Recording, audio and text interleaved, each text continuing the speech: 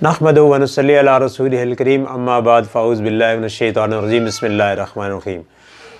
जो लोग मोबाइल का इस्तेमाल करते हैं और इंटरनेट का इस्तेमाल करते हैं, सोशल मीडिया को देखते हैं और इंटरनेट के साथ जिन लोगों की वाबस्तगी है, उन्होंने दो नाम ज़रूर सुन रखे होंगे।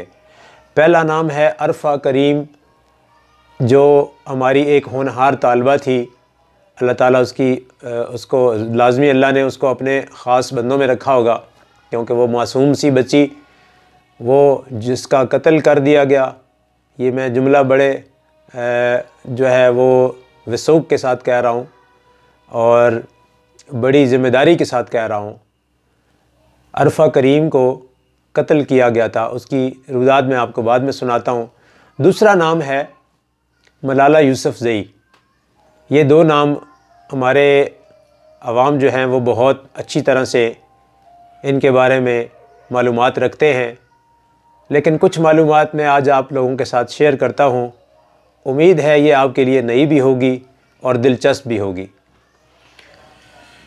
मलाला यूसुफ़ज़ई एक ख़ास प्लांटेड ख़ातून हैं, प्लांटेड यहूदियत की तरफ से, और ख़ास लोगों ने इसको एक ख़ास मकाम पर पहुंचाया है और इसके पीछे ख़ास मकासद चल रहे हैं जिनका सिलसिला अभी तक रुका नहीं है।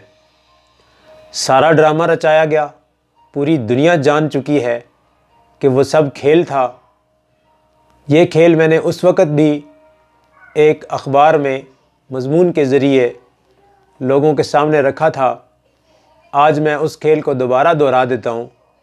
खेल ये था कि मुसलमानों को बदनाम करना है, पाकिस्तान की आवाम को बदनाम करना है, और ख़ास तौर पर मदारिस को और मदरसों के बच्चों को और तालिबान का जो उस वक़्त उरूज था उसको किसी न किसी से ठेस पहुंचानी थी।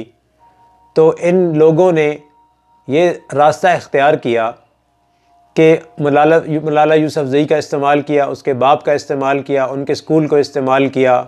एक बहुत गहरी साजिश के ज़रिए ये सारा खेल खेला गया, जिसका मकसद सिर्फ़ और सिर्फ यहूदियत को खुश करना था। हमारी फ़ौज भी उनकी आलाकार बनी, हमारी हुकूमत भी उनके आलाकार बनी, हमारा मीडिया तो उनका आलाकार वैसे भी है, और हम सब लोग जानते हैं कि मीडिया उन्हीं की ज़बान बोलता है। मीडिया उनके कंट्रोल में है, मुकम्मल तौर पर उनकी जो ताकत है वो मीडिया के ऊपर बिल्कुल डायरेक्ट है। और इस तरह से उन्होंने गिरफ़्त किया हुआ मीडिया को कि इनकी ज़बान से, इनकी हलक से उस वक़्त तक कोई लफ्ज़ निकलता नहीं है जब तक वो ख़ुद इशारा ना करें। ये आप लोग अच्छी तरह से जानते हैं, जान चुके हैं, और मज़ीद आप आगे जानेंगे। दूसरी बच्ची जिसका मैं ज़िक्र कर रहा था कि जिसको कत्ल किया गया है, उसका नाम है अरफ़ा करीम। अरफ़ा करीम रंधावा उनका पूरा नाम है। फैसलाबाद से इस बच्ची का ताल्लुक़ था। इसने माशाल्लाह से कम उम्री में ही माइक्रोसॉफ्ट में आला कारकर्दगी का एज़ाज़ हासिल किया था, और ये मेरे ख़्याल में पूरी दुनिया में मासूम तरीन माइक्रोसॉफ्ट की ये मेंबर बनी, और माइक्रोसॉफ्ट के इंजीनियर्स के अंदर इसका नाम था। अल्लाह ताला ने ऐसा बेपनाह ज़हन इसके अंदर, अल्लाह ताला ने ऐसी सलाहियतें रखी थी, और ऐसा अल्लाह ने इसको दिमाग दिया था कि जिसका बिल गेट्स एतराफ़ करने पर मजबूर हो गया, और पूरी दुनिया के वो यहूदी ख़ास जो ज़हन तलाश करते हैं, उन्होंने जब देखा कि पाकिस्तान के अंदर इस नाम की एक बच्ची इतने % ज़हन काम करने वाली है। ये मैं आपको परसेंटेज बताता हूँ कि इंसानी दिमाग जो है वो 1% दुनिया के अंदर काम करता है।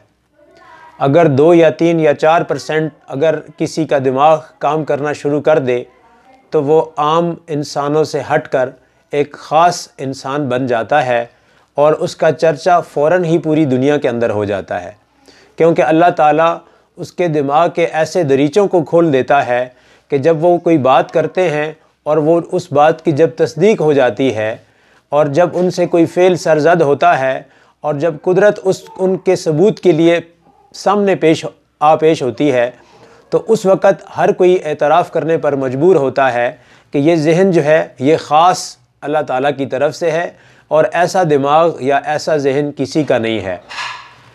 اس بچی کو معمولی بخار ہوا، یہ خبر بل گیٹس تک پہنچی، اس نے کیا کیا ہوگا یہ میرے سب پیشین گوئی کہہ لیں یا اندازے کہہ لیں یا جو کچھ بھی کہہ لیں، یہ بل گیٹس تک خبر پہنچی کہ یہ بچی جو ہے یہ ہسپتال میں یہ بیمار ہے یا اس کو بخار ہے، تو انٹرنیٹ کے ذریعے انہوں نے معلومات کی کہ وہ بخار میں ہے، مبتلا ہے، تو یہ ایک خاص وفد لے کر وہاں سے بل گیٹس چلا، یہ پاکستان آیا، اس کے ساتھ کچھ سائنٹسٹ تھے اور کچھ اس کے ساتھ ڈاکٹرز تھے، یہ سب پاکستان میں پہنچے اور اس ہاسپٹل میں اس بچی کو جہاں رکھا گیا تھا اس ہاسپٹل میں پہنچ گئے۔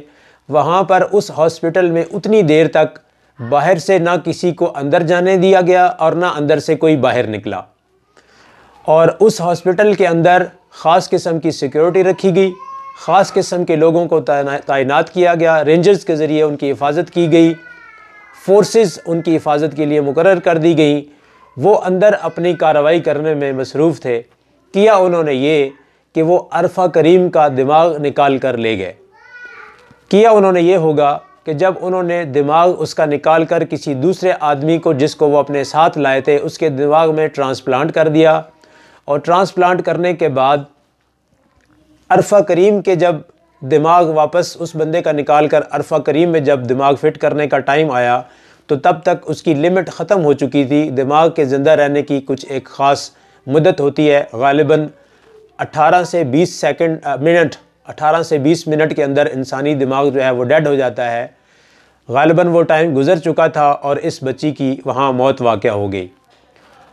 ایک معمولی بخار کے اندر مبتلا ہونے والی بچی کا دماغ کھولنا یا اس کی کھوپڑی کا علاج کرنا، یہ دنیا کی کوئی بھی ڈاکٹریٹ نہیں بتاتی، کوئی بھی ڈاکٹر یہ نہیں بتاتا کہ بخار کے اندر کسی کے دماغ کا آپریشن کر دیا جائے۔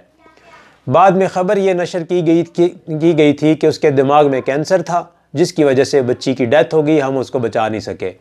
میں یہ خیال کرتا ہوں کہ وہ جتنے بھی وہ یہودی یہاں پہ پاکستان میں آئے تھے بل گیٹس کے ساتھ، ڈاکٹرز جتنے بھی یہاں پہ آئے تھے، ان سب لوگوں نے اس بیچاری کا دماغ نکال لیا، دماغ نکال کر وہ اپنے ساتھ لے گئے اور اس دماغ کو انہوں نے وہیں پر پہنچا دیا جہاں پر آج سے 26 سال پہلے ساؤتھ افریقہ کے اندر سے کچھ ڈاکٹرز کو قتل کر دیا گیا تھا اور ان کے دماغ خالی پائے گئے جب ان کو پوسٹ مارٹم کے لیے لے جایا گیا۔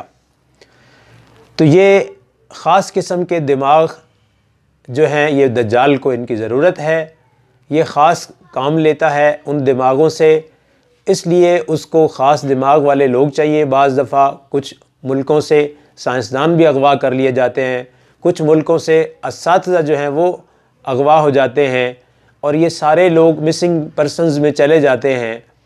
میں اسی کے ساتھ ہی اجازت چاہتا ہوں۔ امید ہے میری آپ کو یہ انفارمیشن صحیح لگی ہوگی، اور اگر غلط بھی ہے تو یہ جو اشارے ہیں، یہ جو میں نے آپ کے سامنے چند مثالیں رکھی ہیں، امید ہے یہ آپ کو کچھ سوچنے پر ضرور مجبور کریں گی کہ کیا ایسا ہوا ہے یا ایسا ہو سکتا ہے۔